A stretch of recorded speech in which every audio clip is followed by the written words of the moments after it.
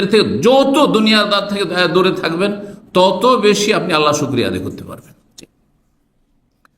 রব্বুল আলামিন কোরআন কারীমে ইরশাদ করেছেন, সূরা আরাফের আয়াত 205 আল্লাহ ইরশাদ করেছেন, ওয়াজকুর রব্বাকা ফি নাফসিকা, হে নবী মুহাম্মদ সাল্লাল্লাহু আলাইহি ওয়াসাল্লাম, তোমার রবকে তুমি মনে মনে স্মরণ করো, তোমার রবের জিকির আজকার করো, মনে মনে, অন্তর থেকেও আল্লাহকে সবসময় স্মরণ রাখা। আর আস্তে, মনে মনের আরেকটি অর্থ হয় আস্তে, উচ্চ স্বরে না। রয়েছে যে হাদিসে নবী সাল্লাল্লাহু আলাইহি ওয়াসাল্লাম বলছেন, কুলু, তোমরা খাও যা আল্লাহ দিয়েছে, ওয়াশরাবু, পান করো, ওয়াতাসাদ্দাকু, দান সাদকা করো, মিন গায়রি মাবখালাতিন ওয়ালা সারাফিন, কৃপণতাও করিও না আর অপচয় করিও না। কৃপণতা, খরচ করবেন না, একবারে কক্ষিগত করে রেখেছেন। ওয়ালা তাজআল ইয়াদাকা মাগলুলাতান ইলা উনুকিকা, আল্লাহ সূরা বনী ইসরাঈল সূরাতুল ইসরাতে বলছেন যে তোমার হাতকে একবারে গুটিয়ে নিয়ে টাকা পয়সা খরচ করবো না একবারে। আসসালামু আলাইকুম ওয়া রাহমাতুল্লাহি ওয়া বারাকাতুহু। দ্বিতীয় বিষয় হচ্ছে যে মানুষ আল্লাহর শুকরিয়ায় সহযোগী। দ্বিতীয় বিষয় যে মানুষ যেন সবসময় এ কথা বিশ্বাস করে, জানবে এবং বিশ্বাস করবে যে আমার কিছুই নেই, সবকিছুর মালিককে আল্লাহ। যেমন একটা কৃতদাস, যার কোনো ব্যক্তি মালিকানা থাকে না, ব্যক্তি কোনো স্বাধীনতা থাকে না, যা কিছু আয় উপার্জন করবে কার? তার মনিবের, তার মালিকের। তখন দাস প্রথা ছিল। দাস প্রথা মানে এটি পণ্যের মতো বিক্রি হয়। আপনার বাড়িতে মাল সামান আছে, সেটা কার? আপনারই। আপনার মালিকানা দিন, আপনি যা ইচ্ছা তাই করছেন, বিক্রি করবেন, কাউকে দিয়ে দিবেন, খেয়ে দিবেন, আপনি শেষ করে দিবেন, যা ইচ্ছা তাই করছেন, যেখানে ইচ্ছা সেখানে নিয়ে যাবেন। সবসময় মনে রাখবেন যে আমার কাছে নিজের বলে কোনো কিছু নেই, আমি হচ্ছি একজন অসহায় গোলাম মালিকের, যিনি মালিক রব্বুল আলামিন। রব্বুল আলামিন আমারও মালিক আল্লাহ, এবং আমাকে যা কিছু দেওয়া হয়েছে তারও মালিক আল্লাহ। যা কিছু আমার কাছে আছে সব কিছুর মালিক আল্লাহ রব্বুল আলামিন। এই কথা সবসময় দৃঢ় বিশ্বাস রাখতে হবে যে সবকিছু আল্লাহ, তাহলে শুকরিয়া আদায় করতে পারবেন। এই জন্য সহিহ বুখারী মুসলিমে হাদিস রয়েছে, নবী সাল্লাল্লাহু আলাইহি ওয়াসাল্লাম কঠোর পরিশ্রম করিয়ে দীর্ঘ সময় ধরে যখন তাহাজ্জুদ পড়তেন, পাগুলি ফেটে যেত, পাগুলি ফুলে যেত, দুই রকম হাদিস রয়েছে। তখন মা আয়েশা রাদিয়াল্লাহু তাআলা আনহা অথবা অন্য কেউ বললেন যে আতাফালু হাযা ওয়া কাদ গাফারাল্লাহু লাকা মা তাকাদ্দামা মিন যামবিকা ওয়া মা তাআখার, আপনার আগের পরের ভুল ভ্রান্তি আল্লাহ ক্ষমার ঘোষণাই করে দিয়েছেন অগ্রিম, আর আপনি এত কষ্ট করে কেন ইবাদত করছেন? তিনি বলছেন আফালা কুন আবদান শাকুরা। রাসূলুল্লাহ সাইয়্যিদুল মুরসালিন, সমস্ত নবীদের শিরোমণি, জি, খাতামুন আম্বিয়া, সমস্ত নবীদের শেষ নবী, শ্রেষ্ঠ নবী মুহাম্মদ রাসূলুল্লাহ সাল্লাল্লাহু আলাইহি ওয়াসাল্লাম কি বলছেন? আমি বান্দা, শুকরগুজার হব না? আল্লাহর গোলাম, শুকরগুজার গোলাম কি হব না? আল্লাহ রাব্বুল আলামিন দিয়েছেন আমাকে এত বড় মর্যাদা, যে নবুয়ত দিয়েছেন, রিসালাত দিয়েছেন, আমার কাছে ওহী আসছে, তার শুকরিয়া আদায় করতে হবে না? আফালা আকুন আবদান শাকুরা। 3 নম্বর যে বিষয়টি, সেটি হচ্ছে আল্লাহ যেসব নিয়ামত দিয়েছেন সেসব নিয়ামত দ্বারা আপনি উপকৃত হবেন। নিয়ামত আপনার প্রয়োজন মোতাবেক খরচ করবেন, নিয়ামতকে কুক্ষিগত করে রেখে দেবেন না, আপনি কৃপণতা করবেন না। তাতে ফরজ ওয়াজিব আদায় করাই কৃপণতা। যেসব দায়িত্ব কর্তব্য আদায় করতে হবে নিজের ক্ষেত্রে, নিজের স্ত্রীর ক্ষেত্রে, নিজের ছেলে মেয়েদের ক্ষেত্রে, আপনজনদের ক্ষেত্রে, প্রিয়জনদের ক্ষেত্রে, বাপ মায়ের ক্ষেত্রে, ভাই বোনদের ক্ষেত্রে, আত্মীয় স্বজনদের ক্ষেত্রে, মুমিন মুসলিমদের সমস্যা সমাধানের ক্ষেত্রে, উম্মত মুসলিমার যেসব সমস্যা রয়েছে, দিনের কাজে, দাওয়ার কাজে, এসব কাজে আপনি কখনো কৃপণতা করবেন না। আর সেটাকে আপনি সঞ্চিত করে শুধু জমাই করো, ডিপোজিট করো, জমা রাখো, এমনটা করবেন না। একসময় মানুষ কৃষি কাজ করত, আর গ্রামে গঞ্জের মানুষ এত কৃপণ ছিল যে তাদের যথেষ্ট জমি জায়গা থাকতো, শত শত বিঘা জমি জায়গাওয়ালা দেখেছি, কিন্তু কোনোদিন ভালো কিছু খাবার খেত না। কিছুটা পয়সা হলেই জমা করো আর কি করো, জমি কিনো। এটাই ছিল গ্রামগঞ্জের অবস্থা একসময়। ছোটকালে তাই দেখেছি, জীবনে কোনো কিছু খেত না, কাউকে খাওয়াতো না, একটা পয়সা কাউকে দিত না। আর আর এক শ্রেণীর লোকেরা রয়েছে এখন, যাদের পয়সা হচ্ছে হারাম কাজে ব্যয় করে, কিন্তু ভালো কাজে ব্যয় করে না। হারাম কাজে এত বেশি এরা অপচয় করে যে রবের কাছে কোনোদিন এর জবাব দিতে পারবে না, কোনোদিন জবাব দিতে পারবে না। নিয়ামত সম্পর্কে জিজ্ঞাসা যখন করা হবে, সুম্মা লাতুসআলুন্না ইয়াওমাইযিন আনিন নাঈম, অতঃপর কিয়ামতের দিনে সেই দিবসে অবশ্যই অবশ্যই জিজ্ঞাসা করা হবে তোমাদেরকে নিয়ামত সম্পর্কে। রাসূলুল্লাহ সাল্লাল্লাহু আলাইহি সাল্লাম দুপুর বেলা আনসারীদের বাগানে যাচ্ছেন, ক্ষুধার তাড়নায়, কয়েকজন সাহাবী সাথে হয়েছেন, আর যাওয়ার পরে রোতাব তাজা খেজুর, হ্যাঁ, গাছ থেকে পেড়ে দিচ্ছেন, খেজুর শুধু, আর ঠান্ডা পানি শুধু। আর এটি খাওয়ার পরে বলছেন যে লাতুসআলুন্না আন হাযান নাঈম ইয়াওমাল কিয়ামা, এই নিয়ামত সম্পর্কে কিয়ামতের দিন তোমাদের জিজ্ঞাসা করা হবে। এই যদি খেজুর সম্পর্কে জিজ্ঞাসা করা হবে, নবী সাল্লাল্লাহু আলাইহি ওয়াসাল্লাম এই শিক্ষা দিয়ে থাকেন সাহাবায়ে কেরামদেরকে, পানি ঠান্ডা পানি, গরম পানি নয়, ঠান্ডা পানি পাচ্ছ।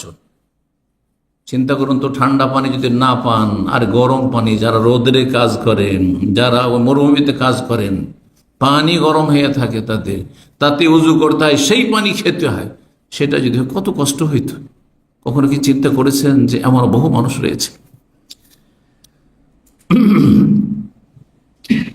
নবী করিম সাল্লাল্লাহু আলাইহি ওয়াসাল্লাম প্রয়োজন বোধে খরচ করতে বলেছেন, হ্যাঁ, কৃপণতা নিষেধ করেছেন, তবে অপচয় করে নাই, মধ্যম পন্থা অবলম্বন করে। হাদিস রয়েছে, যে হাদিসে নবী সাল্লাল্লাহু আলাইহি ওয়াসাল্লাম বলছেন, কুলু, তোমরা খাও যা আল্লাহ দিয়েছে, ওয়াশরাবু, পান করো, ওয়াতাসাদ্দাকু, দান সাদকা করো, মিন গায়রি মাবখালাতিন ওয়ালা সারাফিন, কৃপণতাও করিও না আর অপচয় করিও না। কৃপণতা, খরচ করবেন না, একবারে কক্ষিগত করে রেখেছেন। ওয়ালা তাজআল ইয়াদাকা মাগলুলাতান ইলা উনুকিকা, আল্লাহ সূরা বনী ইসরাঈল সূরাতুল ইসরাতে বলছেন যে তোমার হাতকে একবারে গুটিয়ে নিয়ে টাকা পয়সা খরচ করবো না, একবার পকেট থেকে একটা পয়সা বের করবো না, ব্যাংক থেকে একটা পয়সা বের করবো না, একটা পয়সা খরচ করবো না, এমনটা করিও না। ওয়ালা তাবসুতহা কুল্লাল বাসত, আর হাতকে একেবারে পুরোপুরি সম্প্রসারিত করে যা আসলো সব দিলে খরচ করে, এমনটাও করবে না। টাকা আছে বলে আপনাকে ভালো ভালো রেস্টুরেন্টে বসে খেতে হবে আর টাকা উড়াতে হবে, এটাও না। কারণ এর চাইতে অনেক গুরুত্বপূর্ণ কাজ রয়েছে।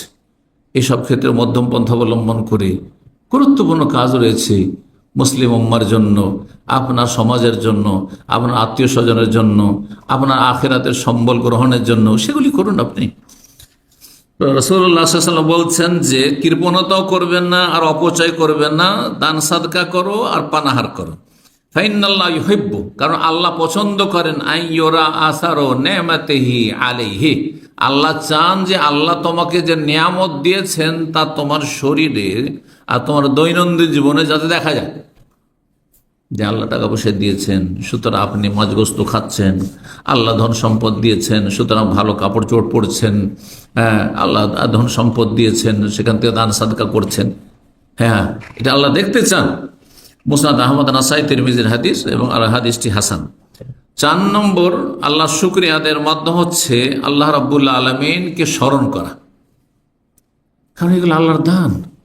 যখনই আপনার কাছে নিয়ামত, প্রতিটি সময় নিয়ামত আসছে, এই যে শ্বাস নিচ্ছি, টানছি আর ছাড়ছি, মুহূর্তে, হ্যাঁ মুহূর্তে, সুবহানাল্লাহ, তাহলে প্রতিটি মুহূর্তে যেন আপনার আমার এই চেতনা থাকে, এই অনুভূতি থাকে যে আল্লাহর দান, আল্লাহর দান। এটা যদি বন্ধ হয়ে যায়, 1 মিনিটের জন্য যদি দম বন্ধ হয়ে যায়, শেষ। এই যে স্পন্দন আছে, যদি স্টপ হয়ে যায়, শেষ। সুবহানাল্লাহ, আল্লাহকে স্মরণ করা, আল্লাহকে স্মরণ করতে হবে। জি, শুকরিয়া আদায় করা হয় আল্লাহ রাব্বুল আলামিনের স্মরণের মাধ্যমে।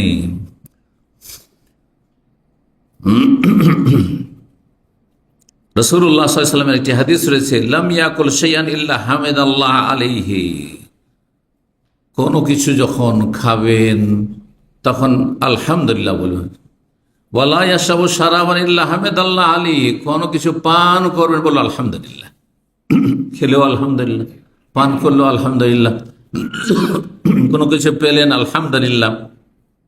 ওয়ালা ইয়াবতাসু বিশাইইন কাত্তু। কোনো কিছু ধারণ করলে, এই যে হাতে ক্ষমতা আছে, এখন যদি প্যারালাইসিসে আপনি আক্রান্ত হয়ে যান, হ্যাঁ, তাহলে কি হয় বলুন? অঙ্গ প্রত্যঙ্গ নাড়াতে পারছেন না, নড়তে পারছেন না। বলছি যে কোনো কিছু ধারণ করবেন ইল্লা হামিদাল্লাহ আলাইহি, আল্লাহর প্রশংসা করবেন। প্রতির সময় যে জবান চলতে আছে, জবান কখনো ক্লান্ত হয়? এত যে আমার কথা বলছি, আল্লাহ শুকরিয়া আদি করুন। এই জবানে যদি স্বাদ না থাকে, এই জিহ্বাতে স্বাদ আছে সবকিছু, তাই না? জিহ্বার স্বাদকে যদি আল্লাহ কেড়ে নেন তো খাবারে বুঝতে পারবেন, হ্যাঁ, কোনটা লোনা, কোনটা মিষ্টি, কোনটা ঝাল, কোনটা তিতা, কোনটাতে স্বাদ আছে, কোনটা স্বাদ নেই, সব সমান, সব সমান। চিন্তা করুন। একজন দায়ী ছিলেন আল কাসিম, আজকে থেকে 5-7 বছর আগে ছিলেন, অথবা 8-10 বছর আগে ছিলেন। আমি ওখানে আল কাসিম যে বোরাইদায় বক্তব্য করেছি, ওখানে সেই সময় অনেক উপস্থাপনা করেছেন। আল্লাহ যেন তাকে শেফা দান করেন। তো সেই দায়ী আমার খুব খাতিরের মানুষ। হঠাৎ করে কয়েক বছর আগে থেকে, 3-4 বছর থেকে তার ভিতর থেকে কথা বেরোচ্ছে না। সব ঠিক আছে, শরীর সুস্থ, শরীর সুস্থ দেখা যাচ্ছে, বাহ্যিক কোনো কিছু নেই, কোনো রোগ দেখা যাচ্ছে না, কিন্তু ভিতর থেকে যে ভয়েসটা আসবে আর কথাটা বেরিয়ে আসবে, সামনের লোক সম্বোধন যাকে করেছে সে শুনবে, কোনো আওয়াজ নেই। আল্লাহু আকবার, আল্লাহু আকবার। চিন্তা করুন তো। তো এই যে নিয়ামতটা, আমি যে কথা বলছি ভিতর থেকে আর সেটা আসছে, আর আপনারা সাউন্ডটা পাচ্ছেন, শুনতে পাচ্ছেন, এই ঠিক আল্লাহর কত বড় নিয়ামত। চিন্তা করুন তো দেখি। নাহলে আপনি আপনার স্ত্রীর সাথে কথা বলতে পারছেন না, আপনার ছেলে মেয়ের সাথে কথা বলতে পারছেন না। তার ছেলে ভিজিটে এসেছিল গত 2-3 সপ্তাহ আগে। জোবাইল থেকে ফোন দিয়েছে একজন পরিচিত মানুষ, দিয়ে বলছে যে অমুক সাহেবের ছেলে আপনার সাথে একটু কথা বলতে চায়। তো জিজ্ঞাসা করলাম তার আব্বার কথা। বলছে আমার আব্বা আমাদের সাথে শুধু ইশারাতে কথা, যেমন বাবা মানুষকে ইশারাতে, ইশারা ইঙ্গিতে কথা বলতে হয়, সেই ইশারা ইঙ্গিতে কথা বলছে। সাফা আল্লাহ আফা, আল্লাহ যেন আফিয়াত দান করেন, শেফা দান করেন, আল্লাহ আমাদের নিয়ামতগুলিকে টিকিয়ে রাখেন। 5 নম্বর শুকরিয়া আদায়ের মাধ্যম হচ্ছে বিনয়ী হওয়া। যা কিছুই আল্লাহ দেন না কেন বিনয়ী হবেন সবসময়, সবসময় নিজেকে ছোট মনে করবেন। অহংকার মুক্ত হওয়া, অহংকার যেন না থাকে। আর মানুষের স্বভাব হচ্ছে যেই সাবজেক্টে যে পারদর্শী সেটাতে অহংকার চলে আসে। আলেমদের অহংকার আসে এলমের, যারা একটু বেশি পরহেজগার তাদের পরহেজগারিতে অহংকার চলে আসে, কারণ শয়তান দেখছে যে একে কিভাবে গোমরা করবে, একে তো নাস্তিক বানাইতে পারবো না। হ্যাঁ, সহি আকীদা তাওহীদ সুন্নাতের অনুসারী আহলুল হাদিস সালাফিদেরকে গোমরা করে শয়তান অন্য রাস্তা দিয়ে, আপোষে লড়িয়ে দিয়ে, ঝগড়া ফাসাদে লাগিয়ে দিয়ে, হিংসা বিদ্বেষ দিয়ে, হ্যাঁ, আর মনের সংকীর্ণতা দিয়ে, উদারতা না থাকা দিয়ে, বিভিন্নভাবে যাকে যেভাবে পারে শয়তান সেভাবে তাকে অ্যাটাক করে। সবাই সব পাপ করাতে পারবে না, এটা শয়তান ভালো করে জানে। আপনাকে দিয়ে যে পাপ করাতে পারবে, হয়তো আমাকে পারবে না, সে আমার ক্ষেত্রে অন্য অস্ত্র ব্যবহার করবে। সবসময় সজাগ থাকতে হবে। ইন্না শায়তান লাকুম আদু, শয়তান তোমাদের শত্রু, ফাত্তাখিযু আদু, শত্রুকে শত্রুই মনে করিয়ে। শত্রুকে যদি শত্রু না ভাবেন তাহলে ক্ষতিগ্রস্ত। তো বিনয়ী হইতে হবে, নমনীয় হইতে হবে, অহংকার মুক্ত হইতে হবে। কারণ যার মধ্যে অহংকার চলে আসে সে তখন আল্লাহর নিয়ামতে ভরে যায় যে আল্লাহ যে আমাকে এলেম দিয়েছেন এটি আল্লাহর দান, আল্লাহ যে আমাকে পয়সা দিয়েছেন এটি আল্লাহর দান। হ্যাঁ, তখন ছোট হয়ে যাবে, হ্যাঁ, বিনয়ী হয়ে যাবে। আর না হলে যদি মনে করেন আমি অনেক এলেম শিখেছি, আমি অনেক পয়সার মালিক হয়েছি, অনেক ক্ষমতার মালিক হয়েছি, আমি অনেক সুস্থ আছি, আমার কোনো রোগ নেই, হ্যাঁ, এই মন মানসিকতা কখন রাখবেন না। আল্লাহর দান, আলহামদুলিল্লাহ, বিনয়ী হবেন। আজকে সুস্থ আছি, কালকে নাও থাকতে পারি, বিনয়ী হবেন, হ্যাঁ, নিয়ামত টিকে থাকে। এই জন্য সালাফদের উক্তি রয়েছে যে কাইয়্যিদুন নিয়ামা বিশুকর, নিয়ামতকে যদি ধরে রাখতে চাও, নিয়ামতকে যদি বেঁধে রাখতে চাও, কোনো কিছুকে শিকারী পশুকে বেঁধে রাখতে হয়, তাই না, না হলে পালিয়ে যাবে। তো নিয়ামতকে যদি তোমার কাছে ধারণ করে রাখতে চাও, বেঁধে রাখতে চাও, তো শুকরিয়া আদায় করো। শুকরিয়া আদায় করলে নিয়ামত হারা হবে না, নিয়ামত ছিনিয়ে নেওয়া হবে না। আর যখনই শুকরিয়া আদায় করবে না, না শুকরি করবে বিভিন্নভাবে, অন্তর থেকে শুকরিয়া আদায় করছো না, জবান দ্বারা শুকরিয়া আদায় করছো না, আমল দ্বারা শুকরিয়া আদায় করছো না, আল্লাহ নিয়ামত দিয়েছেন আর পাপ করা শুরু করে দিলে আল্লাহ নিয়ামতকে ছিনিয়ে নেবেন। বহু লোককে আল্লাহ রাষ্ট্রীয় নিয়ামত দিয়েছিলেন, রাষ্ট্রীয় ক্ষমতা দিয়েছিলেন, ছিনিয়ে নিয়েছেন, ছুঁড়ে ফেলে দিয়েছেন। বহু লোককে আল্লাহ এলেম দিয়েছিলেন, কিন্তু বেশি দিন সময় দেননি, আর তার এলেমে বরকত হয়নি। এলেম অনেক শিখেছে, কিন্তু কাউকে দিয়ে যেতে পারেন। যার কাছে যে নিয়ামত আছে, সেই নিয়ামতকে যদি টিকাতে হয়, তাহলে কি করতে হবে? হ্যাঁ, শুকরিয়া আদায় করতে হবে। আর শুকরিয়া আদায়ের একটি মাধ্যম হচ্ছে বিনয়ী হওয়া, নমনীয় হওয়া, তাওয়াজু, খাকসারি। খাকসারি কথাটি ফার্সি শব্দ, কিন্তু আমাদের ভাষাতে ব্যবহারে খাক মানে মাটি, আর সারি মানে নিজেকে মাটিতে মিশিয়ে দাও, ছোট মনে, অনেক বড় মনে করবে না নিজেকে। 6 নম্বর শুকরিয়া আদায়ের মাধ্যম হচ্ছে যে যতই আপনি ভালো আমল করেন না কেন, যতই আল্লাহ শুকর আদায় করেন না কেন, যতই নেক কাজ করেন না কেন, হ্যাঁ, যতই গুনাহ থেকে বেঁচে থাকেন না কেন, সব সময় এ কথা মনে রাখবেন যে আমার অনেক ত্রুটি আছে, আমি ত্রুটি মুক্ত না। আমি 5 ওয়াক্ত নামাজ পড়ছি, নামাজও ত্রুটি আছে আমার, তাহাজ্জুদ পড়ছি, তাতেও গাফিলতি আছে, নফল রোজা রাখছি, তাতেও আমার গাফিলতি আছে। রোজা অবস্থায় মেলা অপছন্দনীয় কাজ করে ফেলছি, অপছন্দনীয় অপ্রীতিকর কথা বলে ফেলছি, অথবা সময় কত নষ্ট করছি। আর আল্লাহ কত সময় দিয়েছেন, কিন্তু এই সময়গুলি কতটা আমি আল্লাহর জন্য লাগাচ্ছি, আল্লাহর দিনের জন্য লাগাচ্ছি, আল্লাহ সন্তুষ্টির জন্য লাগাচ্ছি, আমি আখিরাতের স্থায়ী জগতের জন্য কতটা সময় দিচ্ছি, আর আমি এই ক্ষণস্থায়ী জগতের জন্য সব সময় লেগে আছেন শুধু পয়সা, দুনিয়া দুনিয়া দুনিয়া।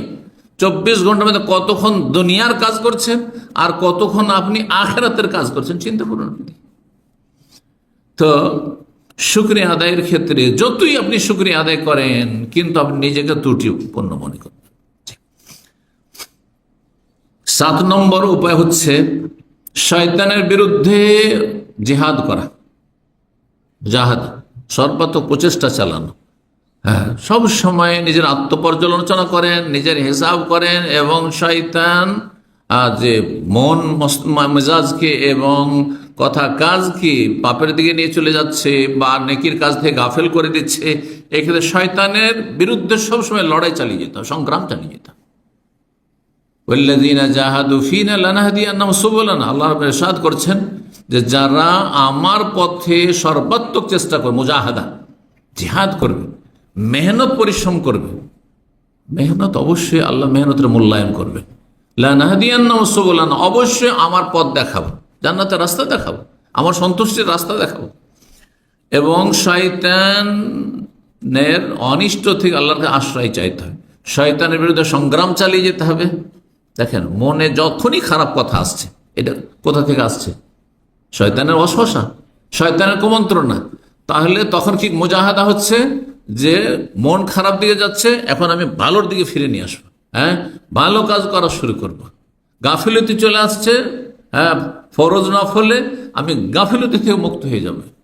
জি, যখন দেখছি যে না, ঘুম পুরা হয়নি এখনো, হ্যাঁ, ঘুম লাগছে, আপনি এর বিরুদ্ধে আপনি লড়াই করেন। এর বিরুদ্ধে সংগ্রাম হচ্ছে যে আমি এক্ষুনি দাঁড়িয়ে যাই, আচ্ছা উঠছি, অ্যালার্মটা বন্ধ করলাম, আচ্ছা উঠছি। যারা তাহাজ্জুদ পড়েন, আচ্ছা উঠছি, একটু পরে উঠছি।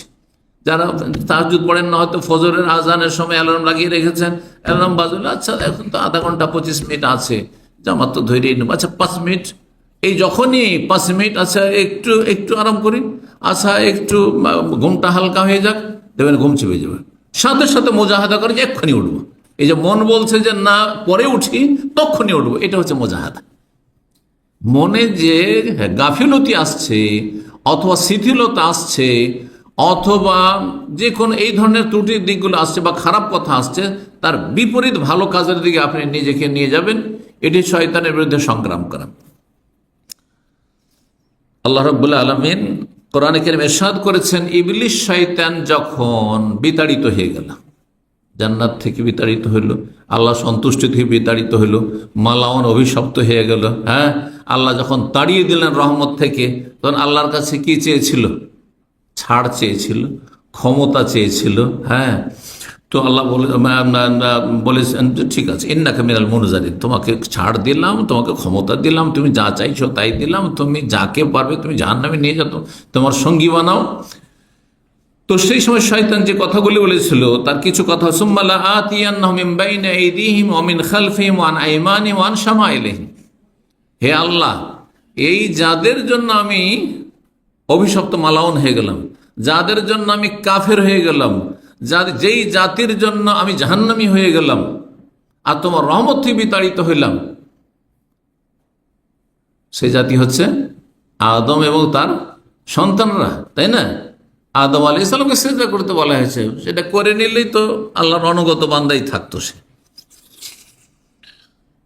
তো শয়তান আল্লাহকে বলল, ইবলিস শয়তান, যে আল্লাহ এ মানব জাতির সামনে থেকে এসে আমি আক্রমণ করব, পেছন থেকে আক্রমণ করব, ওয়ান আইমানে ডান দিক থেকে আক্রমণ করব, ওয়ান শামালে বাম দিক থেকে আক্রমণ করব, চারিদিক থেকে আমি হানা দেব।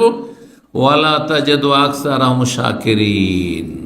তারপরে আল্লাহ, তুমি এই আদম সন্তানের মানব জাতির অধিকাংশ লোককে শুকর গুজার পাবে না, সব অকৃতজ্ঞ হয়ে যাবে। আর অকৃতজ্ঞ হইলে তো আমার কাজ হয়ে যাবে, আমার দলবল সেনাবাহিনী বেড়ে যাবে, সঙ্গী বেড়ে যাবে, এদেরকে জাহান্নামে নিয়ে যাবে। আল্লাহ রাব্বুল আলামিন তার জয় বলেছেন যে তবে আমার যারা খালিস বান্দা, খাঁটি বান্দা, তাদেরকে পারবে না। ইবলিস শয়তান স্বীকার করছে, ইল্লা ইবাদাকা মিনহুমুল মুখলাসিন, আল্লাহ তোমার যেগুলো খালিস বান্দা, হ্যাঁ ওগুলোকে পারবো না। তাহলে খুলুসিয়তের সাথে আল্লাহর ইবাদত বন্দি করতে হবে। রব্বুল আলামিন যেন তৌফিক দান করেন। 8 নম্বর উপায় হচ্ছে আল্লাহর যথাযথ শুকরিয়া আদায় করার, যে ভালো মানুষদের সাথে চলাফেরা করবেন, ওঠা বসা করবেন, তাদের সংসর্গ গ্রহণ করবেন। খারাপ যারা শুধু দুনিয়ার গালগল্প আর ফরজ অজেব থেকে গাফিল, এলেম শিক্ষা থেকে গাফিল, ফরজ আমল করা থেকে গাফিল, নেকির কাজে গাফিল, উদাসীন, শুধু দুনিয়াদারি, ওদের সংসর্গ বর্জন করবেন। যত তাদের সাথে বসবেন তত আপনি আল্লাহর অকৃতজ্ঞ হয়ে যাবেন, আল্লাহ শুকরিয়া আদায় করতে পারবেন, আল্লাহ শুকরিয়া আদায় করতে পারবেন না। আজকাল দুনিয়াদারি যেসব পার্টিগুলো হয়ে থাকে, খাওয়া দাওয়া, এক সময় তাদের মজলিসে বসে দেখেছি, মানে সব রকম লোক আসছে, যিনি দাওয়াত দিয়েছেন তিনি একটু ভালো মানুষ, তো আমাকেও দাওয়াত দিয়েছেন। এক সময় ওই আপনার প্রথম 2005-7 সাল পর্যন্ত এগুলোতে খুব বেশি হয়তো যাওয়া যায় হইতো। তো সুবহানাল্লাহ, গিয়ে দেখি সেখানে ডাক্তার সাহেবরা আছেন, ইঞ্জিনিয়ার সাহেবরা আছেন, আরামকর সাহেবরা আছেন, তো ওই UPM এর সাহেবরা আছেন, প্রফেসর সাহেবরা আছেন, তো বেশ কিছু পুঁজিপতিরা হাজির হয়েছেন। আর তারপরে শুধু দুনিয়ার গল্প, দেশে কি রাখলাম, কি এত জায়গা রাখলাম, ঢাকায় এত বই করলাম, তো অমুক শহরে আমি এই করলাম, এই আমি এখানে টাওয়ার তৈরি করলাম, দুনিয়ার শুধু গল্প চলতে আছে। এদের সাথে যদি বসেন তো আপনার অন্তরে মরিচা লেগে যাবে, তখন আপনি আল্লাহ শুকরিয়া আদায় করতে পারবেন না। তখন নিজেকে খুব তুচ্ছ মনে করবে যে আমি এত গরিব থেকে গেলাম, 3টা পয়সা কোন রকম সংসার চালাইতে হিমশিম খাচ্ছি, আরে বাপরে বাপ, তাই না? কখন শুকরিয়া আদায় করতে পারবেন? এই জন্য এদের সাথে বসতে হবে না। কখন এটা ভাববেন না যে এইসব ধনীদের সাথে বসলে, তো ইনভেস্টরের সাথে বসলে, এসব পয়সাওয়ালাদের সাথে বসলে, আর পুঁজিপতিদের সাথে বসলে, আর এই নেতাদের সাথে উঠা বসা করতে খাতির রাখতে পারলে, আর এসব যারা উচ্চশিক্ষিত, হ্যাঁ প্রফেসর, ডাক্তার, ইঞ্জিনিয়ার, তাদের সাথে উঠতে বসতে পারলে, তাদের সাথে খাতির রাখতে পারলে আমি একটু বড় হয়ে যাব, কখনো না। এই চিন্তার অন্তর থেকে বের করে দিতে হবে, মন মস্তিষ্ক থেকে বের করে দিতে হবে। এদের থেকে যত দুনিয়াদার থেকে দূরে থাকবেন তত বেশি আপনি আল্লাহ শুকরিয়া আদায় করতে পারবেন। রব্বুল আলামিন কোরআনে কারীমে ইরশাদ করেছেন, সূরা আরাফের আয়াত 205 আল্লাহ ইরশাদ করেছেন, ওয়াজকুর রাব্বাকা ফি নাফসিকা, হে নবী মুহাম্মদ সাল্লাল্লাহু আলাইহি ওয়াসাল্লাম, তোমার রবকে তুমি মনে মনে স্মরণ করো। তোমার রবের জিকির আজকার করো, মনে মনে, অন্তর থেকেও আল্লাহকে সবসময় স্মরণ রাখা। আর আস্তে, মনে মনের আরেকটি অর্থ হয় আস্তে, উচ্চ স্বরে না। হ্যাঁ, শুধু ঠোঁট নড়িয়ে, জিভা নড়িয়ে আল্লাহকে স্মরণ করা, আল্লাহর জিকির আজকার করা। তাদাররুআন ওয়া খীফাতান, তাদাররুআন মানে কাকুতি মিনতির সাথে, একগ্র চিত্তে, ওয়া খীফাতান এবং আল্লাহর ভয় ভীতির সাথে, ওয়া দুনাল জাহরি মিনাল কওলি বিল গুদুই ওয়াল আসাল, উচ্চ স্বরে নয়, খুব উচ্চ স্বরে নয়, যাতে আশেপাশের লোককে ডিস্টার্ব হয়। কেউ ঘুমিয়ে আছে রাতের অন্ধকারে, আর আপনি তাহাজ্জুদে আপনি লম্বা সুরা শুরু করেছেন, আর উচ্চ স্বরে তেলাওয়াত শুরু করেছেন, তাকবীর দেওয়া শুরু করেছেন না। দুনাল জাহরি মিনাল কওলি বিল গুদুই ওয়াল আসাল, সকাল বিকাল সবসময়। ওয়ালা তাকুম মিনাল গাফিলিন, আর গাফিলদের দলভুক্ত হইও না। যারা উদাসীন তাদের দলভুক্ত হইও না, কারণ গাফিলদের দলে শামিল হলে জাহান্নামে যেতে হবে। কোরআনে কারিমে আল্লাহ সূরা ইউনূসের একটি আয়াতে ইরশাদ করেছেন, ইন্নাল্লাযীনা লা ইয়ারজুনা লিকাআনা ওয়া রাযু বিল হায়াতিদ দুনিয়া ওয়া তুমাআন্নু বিহা ওয়াল্লাযীনা আন আয়াতিনা গাফিলুন উলাইকা মাওয়াহুমুন নার। ইন্নাল্লাযীনা লা ইয়ারজুনা লিকাআনা, যারা আমার সাথে সাক্ষাৎ হবে, আল্লাহকে দেখবে। কারা? মুমিন মুসলিমরা দেখবে, জান্নাতে জান্নাতীরা দেখবে, এটা বিশ্বাস করে না, এর আশাবাদী নয়, এর আকাঙ্ক্ষাও নেই, মনের কামনা বাসনা নেই, আর চেষ্টাও নেই। লা ইয়ারজুনা লিকাআনা, দুনিয়া নিয়ে মেতে আছে। ওয়া রাযু বিল হায়াতিদ দুনিয়া, দুনিয়া পেয়ে খুব সন্তুষ্ট, যা পেয়েছে, গাড়ি বাড়ি নারী পয়সা, এটা নিয়ে খুব সন্তুষ্ট হয়ে গেছে, মেতে আছে আমোদে। ওয়া রাযু বিল হায়াতিদ দুনিয়া ওয়া তুমাআন্নু বিহা, এবং এতেই শান্তি ফিল করছে, দুনিয়ার পয়সাতেই শান্তি খুঁজছে, নেতৃত্ব ক্ষমতাতে শান্তি খুঁজছে, দুনিয়ার প্রভাব আর মান সম্মান আর খ্যাতি, এতেই সবকিছু শান্তি খুঁজছে। ওয়াতমান্নু বিহা ওয়াল্লাযীনা আন আয়াতিনা গাফিলুন, আর যারা আমার বিধিবিধান, আয়াত থেকে, শরীয়তের হুকুম আকাম থেকে উদাসীন, গাফেল হয়ে রয়েছে, উলাইকা মাওয়াহুমুন নার, এদের বাসস্থান হচ্ছে জাহান্নাম। কয়টি অপরাধ? আখিরাত সম্পর্কে তাদের কোনো কর্মতৎপরতা নেই, চিন্তাশীল নয়, ওরা তো দুনিয়া নিয়ে সন্তুষ্ট, আর এতে নিজের প্রশান্তি লাভ করেছে, দুনিয়াতে শান্তি পাচ্ছে, দিনে শান্তি পায় না। মসজিদ আসলে শান্তি নেই, দিনের মজলিস আসলে শান্তি পাই না, ছটফট করে শুধু দুনিয়া দুনিয়া পয়সা। অতমান দুনিয়া নিয়ে তাতে ইতমিনান, মুতমাইন হয়ে রয়েছে, প্রশান্তি লাভ করছে। তাতে এক শ্রেণীর পাপিষ্ট আছে নাকি শান্তি পায় ধূমপান করলে। জি, যারা ধূমপানকারী তাদের জিজ্ঞাসা করবেন, প্রচন্ড গরমের সময়, আরে রোদরে চলাফেরা করছে, তারপরেও সিগারেট টানছে, জিজ্ঞাসা করবো এতে আমার শান্তি হয়। মদখোর বলে যে মদে শান্তি হয়। আবার যারা হিরোইন গাঁজা খায় ওদেরকে জিজ্ঞাসা করেন না, ওদের সাথে দেখা যেন নাই হয়, আল্লাহ যেন হেফাজত করেন। যেখানে বিড়ি সেরের গন্ধই বরদাস্ত করতে পারি না, তো এইসব নিকৃষ্ট নোংরাদের থেকে আল্লাহ যেন অনেক দূরে রাখেন, আল্লাহ যেন আফিয়াত দান করেন, মুসলিম গুমরাহদেরকে আল্লাহ যেন হেদায়েত দান করেন। তো পাপে শান্তি খুঁজে, পাপে শান্তি খুঁজে, যারা পাপী তারা পাপ করে শান্তি খুঁজে, ওতেই নাকি তাদের বিনোদন হয়। আল্লাহ হেফাজত করুন। তো এরা হচ্ছে জাহান্নামে, উলাইকা মাওয়াহুমুন নার, এরাই হচ্ছে জাহান্নামী, মা কানু ইয়াকসিবুন, তাদের পাপের কারণে।